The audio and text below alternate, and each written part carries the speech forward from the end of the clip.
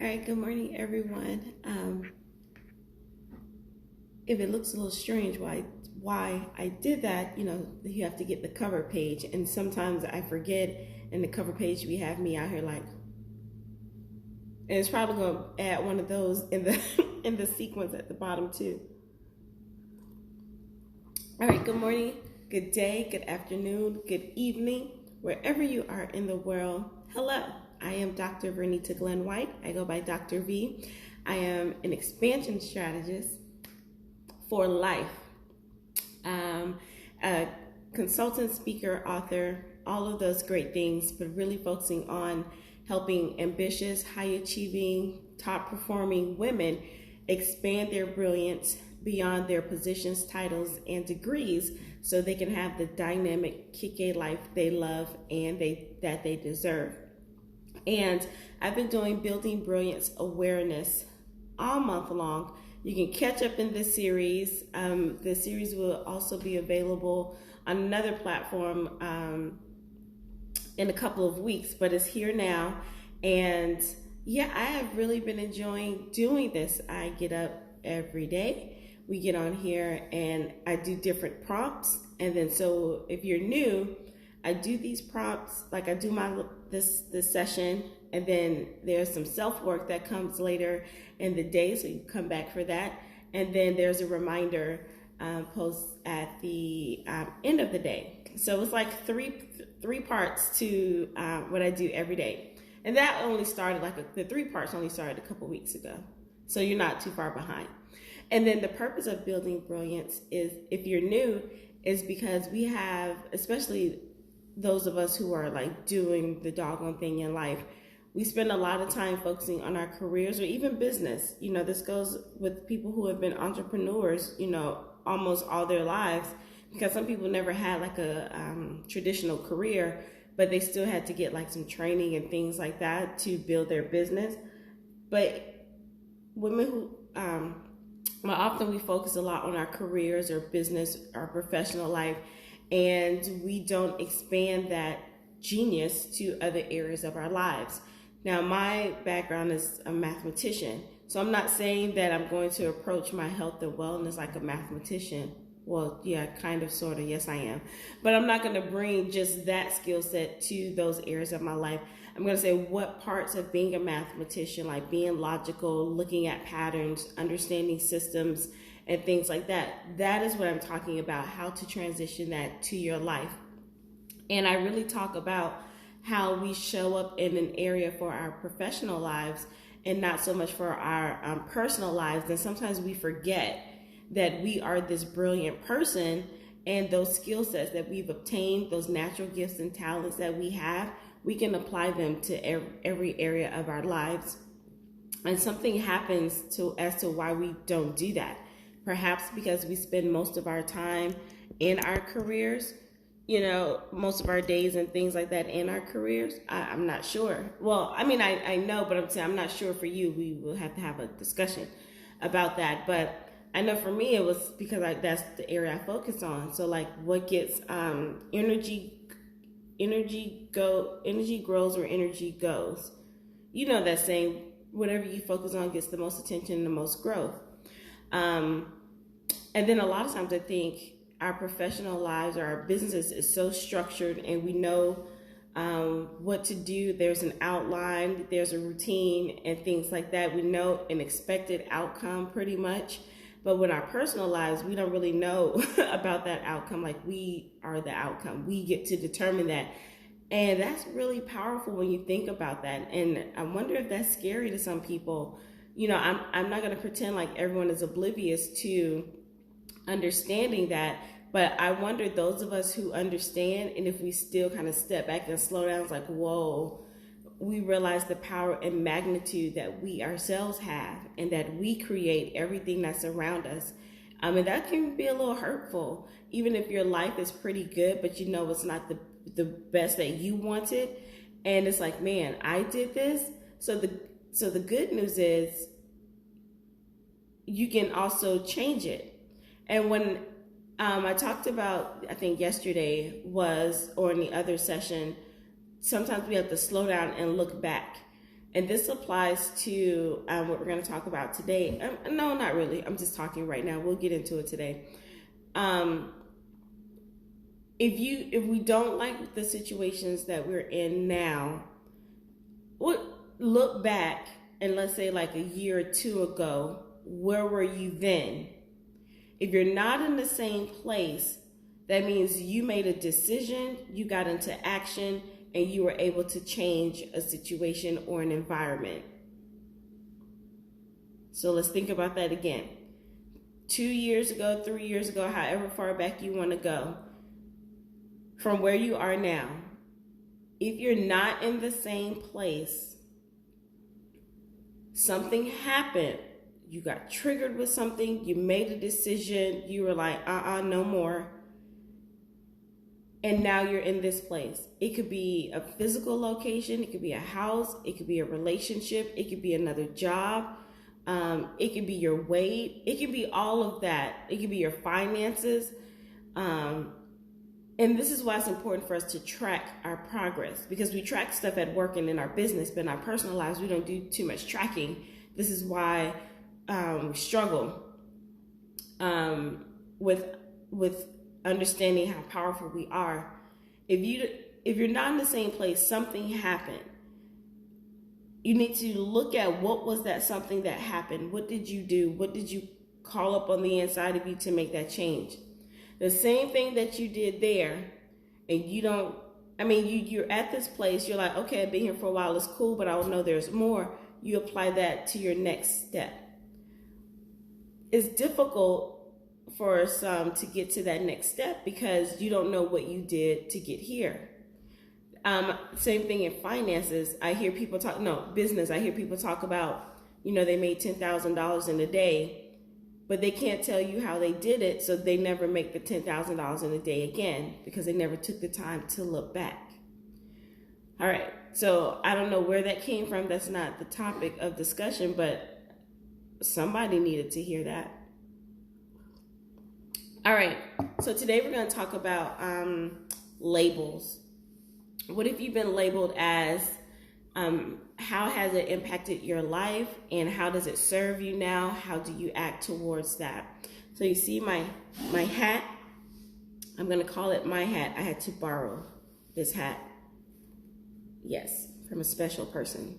So this is from Alabama. I have family in Alabama, I have ties to Alabama in other ways, and things like that.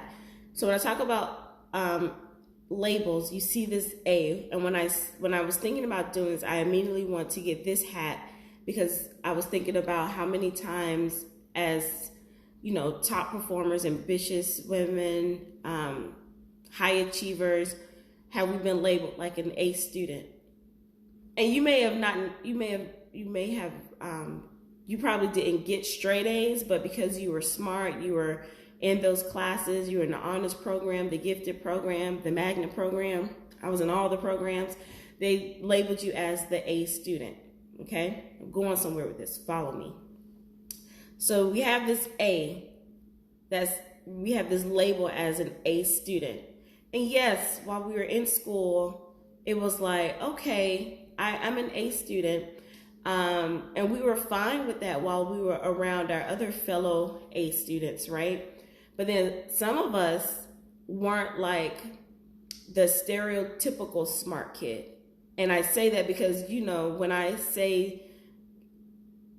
talk about those characteristics, sometimes our minds go to a certain type of look. And I'm not going to describe that because that's not important, but you know what I'm talking about. But a lot of us didn't fit the look. We had the label as A students, but a lot of us didn't fit the look. I remember people used to tell me all the time, because I was a cheerleader in high school. I was a part of like all of the honor societies, all of the clubs. I don't know if your high school did it, but I had the cords, and it was like the more cords and sashes you had to go around your cap and gown, that's how involved you were. But people were really shocked that I was a cheerleader and that I was in the engineering, science, and technology magnet program. So there were two labels, because one, as a cheerleader, I wasn't supposed to be smart. I know, like, they're brilliant cheerleaders. We all know this, but I'm just saying, like, that's what some people think. So I was labeled as one way when I was around the athletes and the cheerleaders and all of that. And then I was labeled another way when I was in my academics. But then sometimes that label carried over, and then people would still treat me differently. Like, oh, well, Vernita doesn't want to hang out with us because she probably has to go study. Well, one, that was true, but you could still invite me. But because I was labeled as the A student, I didn't get invited to a lot of places. Like, I really didn't get to hang out because people just assumed that I had to go study and all of that. So we're labeled as an A student, you know, middle school, high school, college. We're probably not labeled as A students, but we get the work done because we've been trained, like conditioned, I would say, to, you know, get the work, get the grade, you know, put in the time, because it was all about this letter. It was all about getting the A. And it could be a B because, like I said, everyone is not straight A's. And then I'm not saying that you had to be a straight A student to be top performer or high achiever. I know some people who barely made it out of high school and college, but they are phenomenal people. That's just because school and grades weren't their thing. So this still applies to you because you were still labeled, okay? So we're labeled, okay, I'll do both since I said that. You're either labeled as an A student or you're labeled as the D student. There's no in between. So we carry those labels, we get to college, those of us who went to college, and then that sometimes those labels that are placed on us is attached to pressure.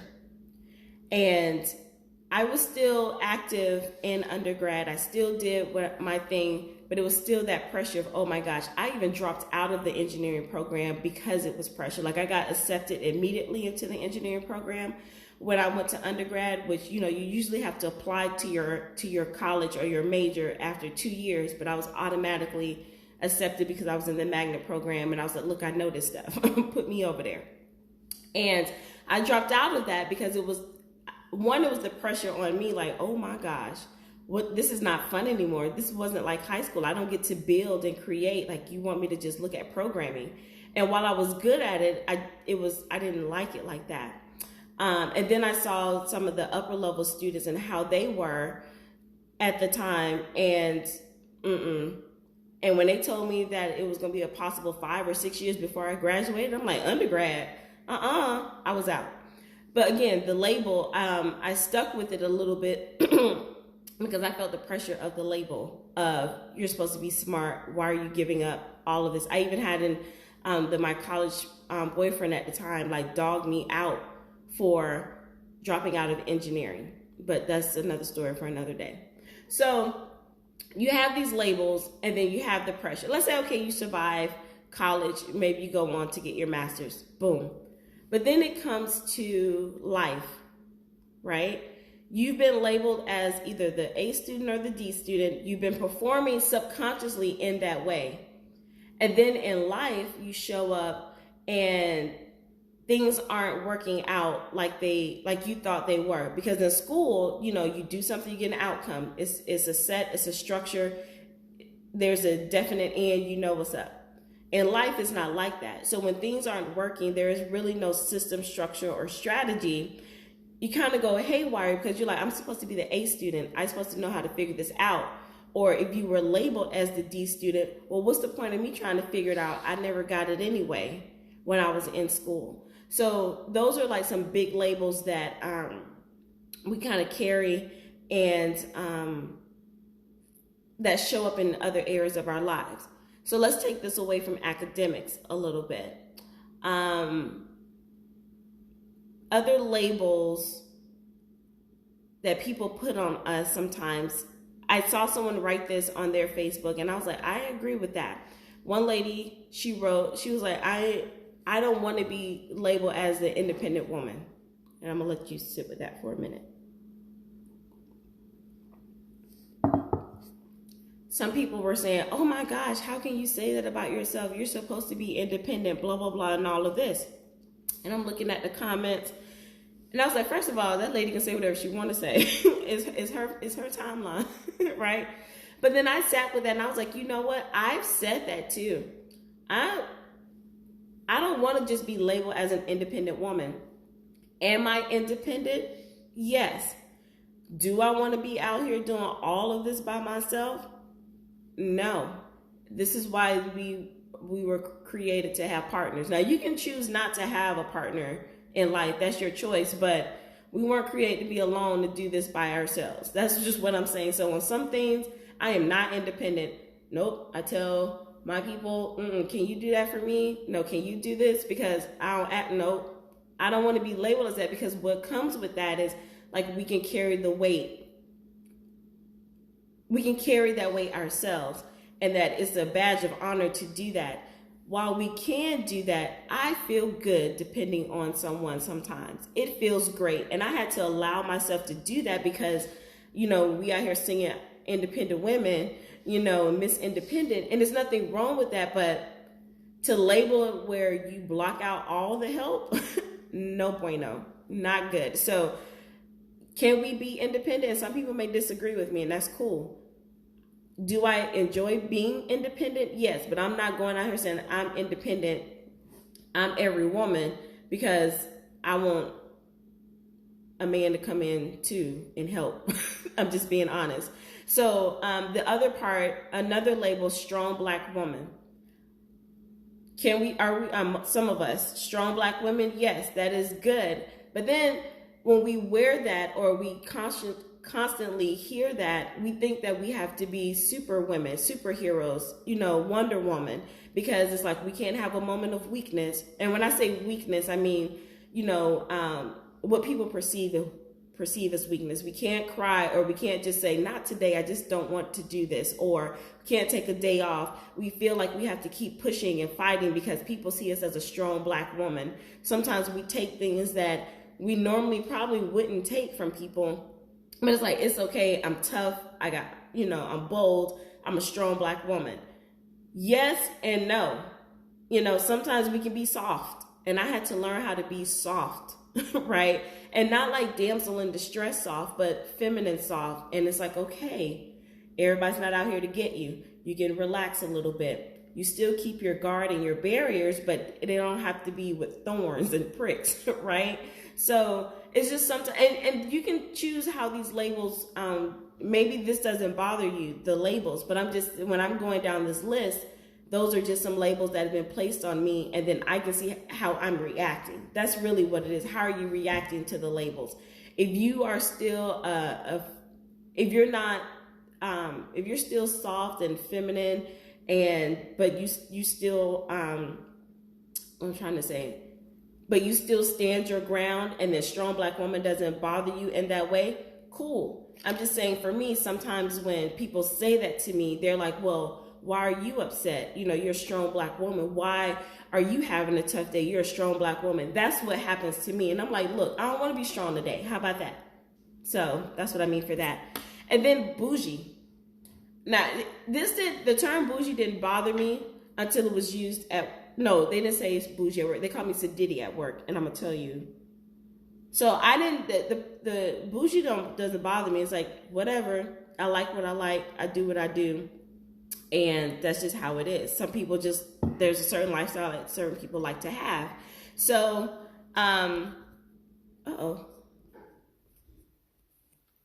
So there's a certain lifestyle some people like to have. So if people call you bougie and that doesn't bother you, cool. But if you accept that, you have to take all that's with it. So you can't just be like, you're bougie, but then you don't like to carry your designer stuff or have your certain type of wine or wear your certain type of shoes or clothes. Like, I'm just saying, you can own that label. You just stand in that label if that's what you want. At work, they call me sedity. And I'm going to tell you why they call me sedity. They call me sedity because they wrote this in my evaluation, y'all. I kid you not. She walks around sedity like she doesn't need any help. She never comes to us for help. And I was like, wait, that means I'm sedity because I'm uppity and sedity. Like, I have this air about me. Well, yes, I do. First of all, I'm a young Black female in this predominantly white institution. So, and yes, there is an air, and there are plantation houses all around me every time I come to work. So there is an air on me. There is an air about me. But what they were saying is sedity and uppity and all of that was actually competent. They just didn't know how to say that I was competent. Because I'm like, you hired me to do a job. I came in here and did it. I exceeded. But because I don't ask you for help, I'm uppity and sedity. So that used to bother me until someone had to help me reframe that. And now I'm like, if that's what you think, then yes, I'll be that, right? Another label, too smart for your own good. And I'm saying these things because it's all about language. And I had to be careful about my language, careful about the language that I receive from people, and then careful about the language I hear from other people around me. And I'm careful not to come at people in a way like, don't say that, not in a harsh way, but we have to remember, like, we've been using these words sometimes for decades and decades, and we don't understand the power behind the words, and they're not intentional, but things happen on the subconscious level, excuse me, that I've been studying, and we wonder why we are a certain way, or we wonder why we have these stories in life, or why we have these struggles because we've been labeled as young children or young adults a certain way, and those labels have been attached to us, and we act those out subconsciously. I hope all of that made sense. It's the written abuse for me. I can't believe they put that in right. Oh yeah. See, the more I talk about this, now you kind of understand why I'm the way I am as it relates to higher ed. Yes, it is written. I gotta find it somewhere. I think I have a copy of it, but it's ridiculous. All kind of abuse, written, academic, emotional. I'm laughing now, but it wasn't funny going through it. Yeah, too smart for your own good. And it was like, no, we all have a level of genius in us. And the moment we bring this genius out, then that's when we're too smart for someone's good. We have to be careful too with little kids. And I'll say adolescents too. Just be careful about what we say to them. Like the moment they start asking questions, and it's like, oh, you're so. We can say they're inquisitive and say, instead of saying you talk too much, right? People used to tell me I talk too much. And for a long time, I was silent for years. A lot of people don't know that. Like there were years where I just didn't talk. If someone talked to me, I did. But if I didn't have anything to say, I wasn't talking because someone had told me I talk too much. Now when people say it, I laugh and I say I get paid to talk. So it's funny now, but I had to work through that because when I was younger, I would always get in trouble for talking too much.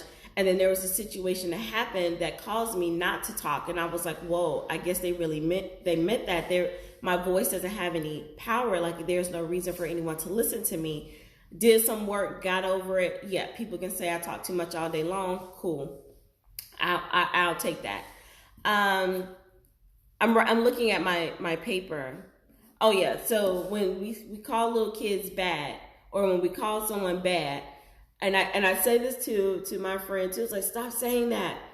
And we don't mean it, but we don't know, because kids are so impressionable, or people are just impressionable. We don't know what that word could trigger years later, right? We don't know what situation happened and that child or adolescent goes back to that incident where they heard I'm bad, right? So we don't want to say those. We want to be careful with our language, and what we say and how we label people, because sometimes, and I've worked with children, and when I got to the high school, I was like, why do you act like this, right? And then I had a young man to tell me, because people always said I was bad, so why not just act like what people call me? I said, wow. He wasn't bad, but he just got tired of people hearing that. So he said, well, it might as well be true. I might as well act like that. So careful with the labels. Troublemaker is another one, and this for the same reason, I said about bad. For me, brat. I used to call my little sister brat all the time.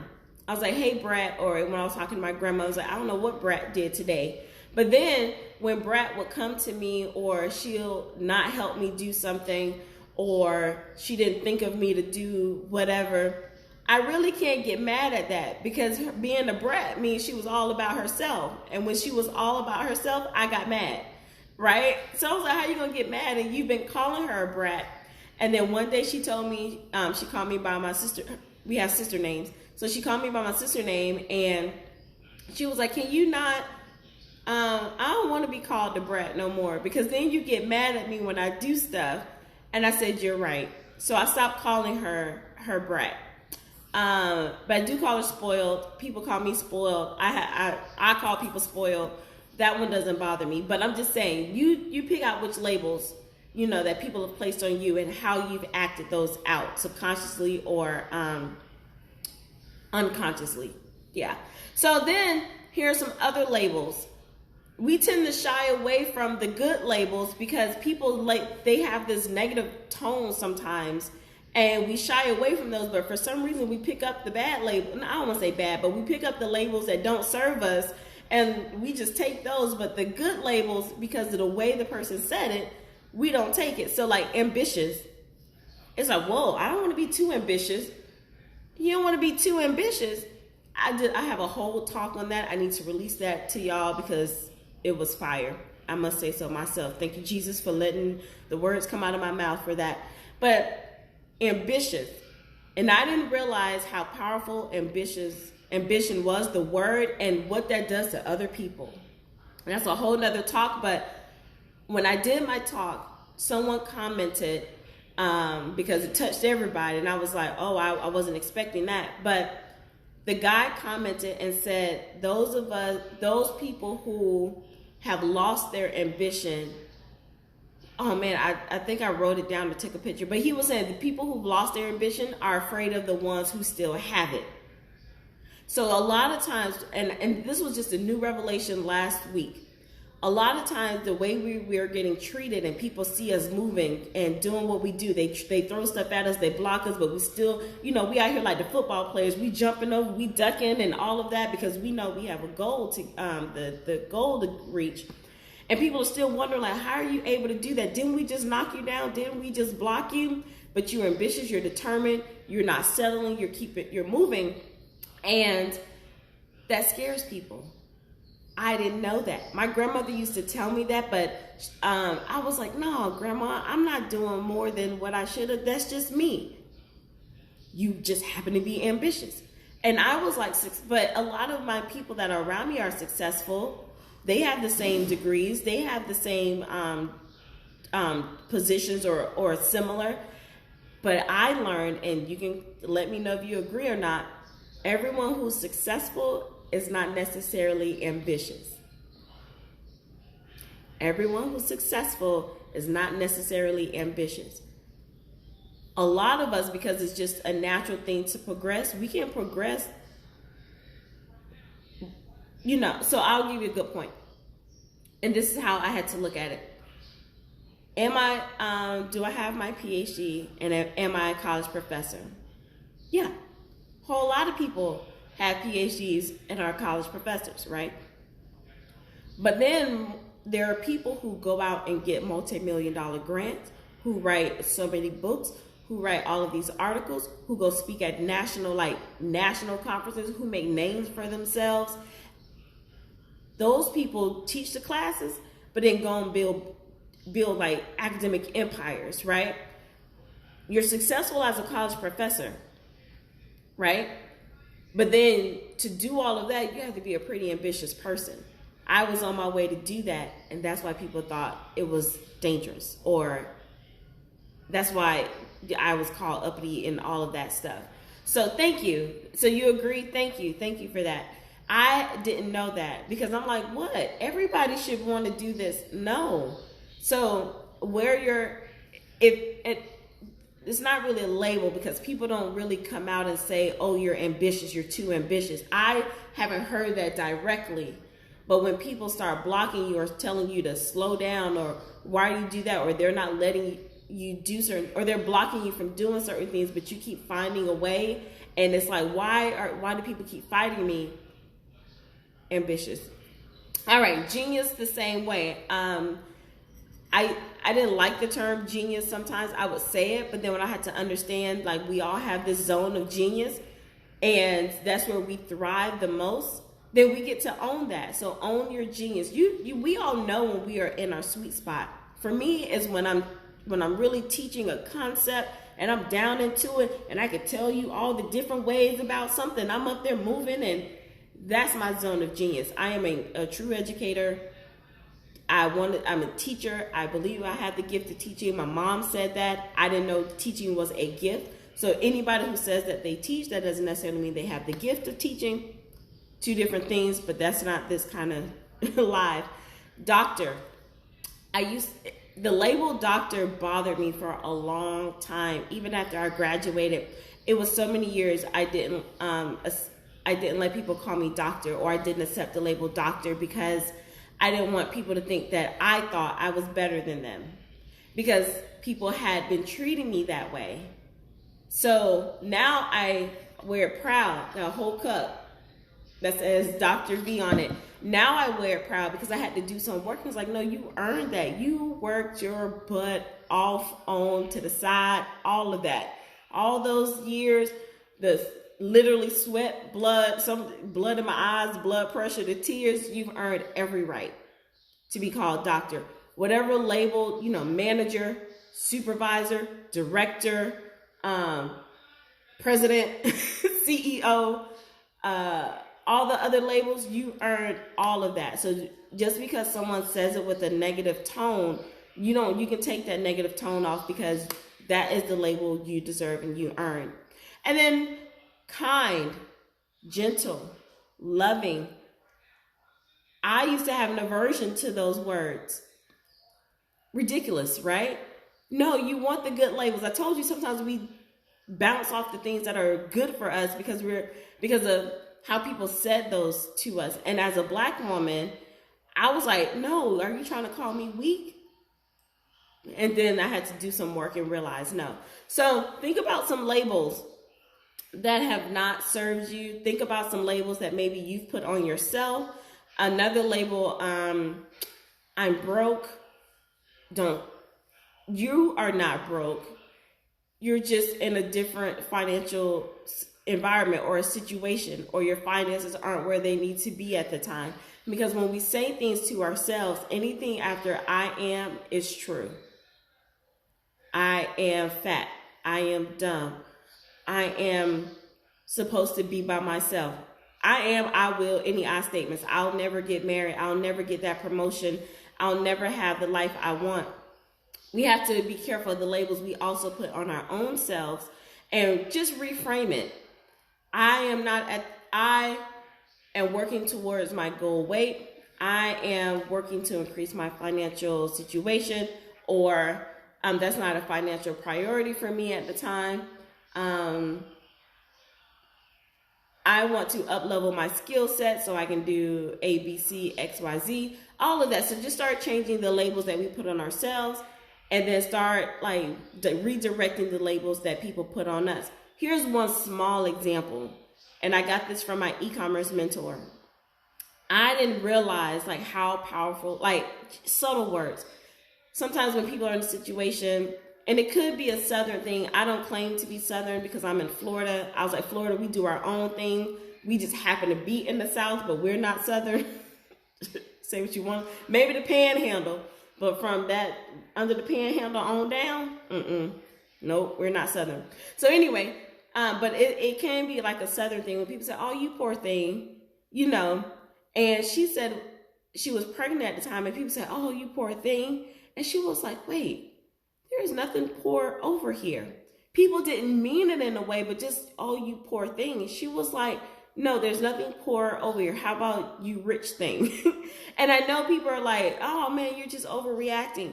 But it's true. There's nothing poor about me. Poor is it can be a state of mind, a physical situation. We don't want that in our lives. It's abundance over here. So just think about those words and those labels.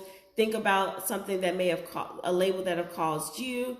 How have it impacted you? Some labels that you need to detach from yourself, what you need to speak into your life. And then when people start just really paying attention to what people say to you. All right. So that was part one. identifying labels that no longer serve you and then replacing them with labels that do serve you. You want to empower yourself, and then you want to treat people how to empower you as well by changing up the language.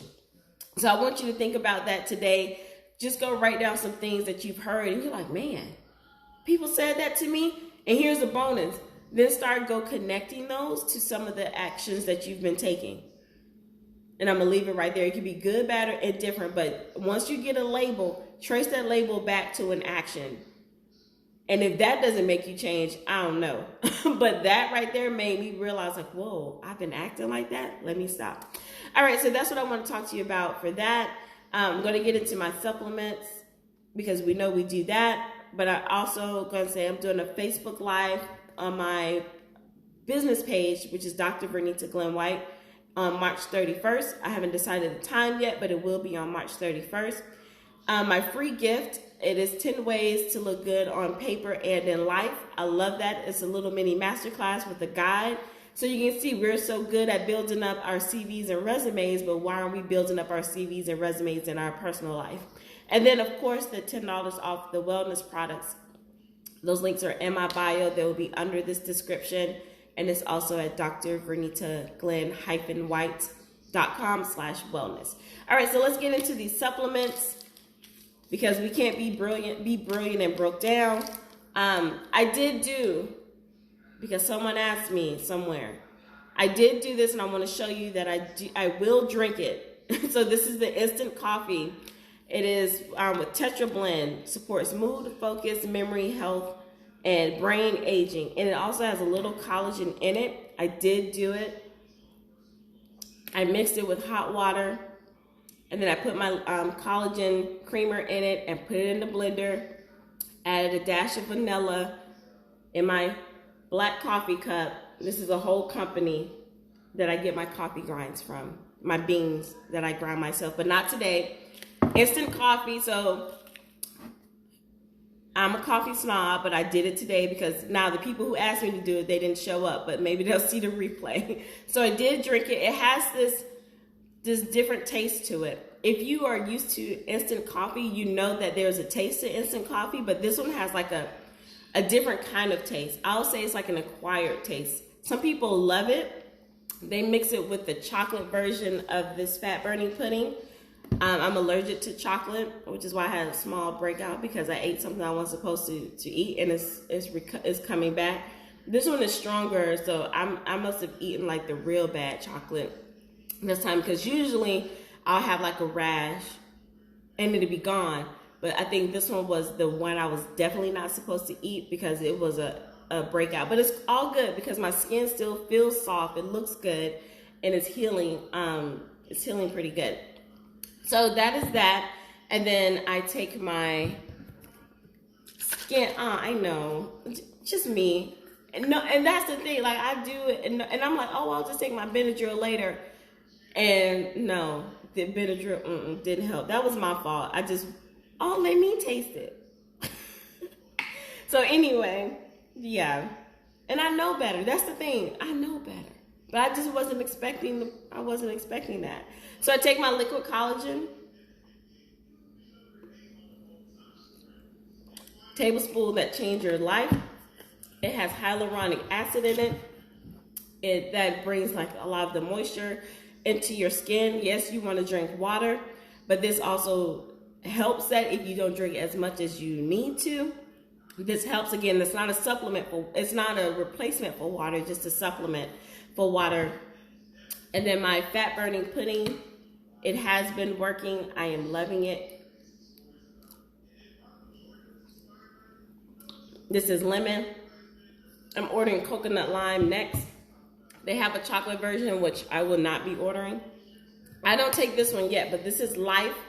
And the bundle that people get the most is Trim and Life together because you save more on that, plus the $10 off if that's your first purchase. And then if you did Smart Ship, which is auto ship, that's an extra 15% off. So buying a bundle your first time around would be the best savings. And then I think everyone should take a probiotic, whether it's through us or somewhere. take a probiotic, gets everything moving, clears up your mind, body, and I think soul too, because it just flushes everything out, but not in a way to where it's a detox and you're attached to the bathroom.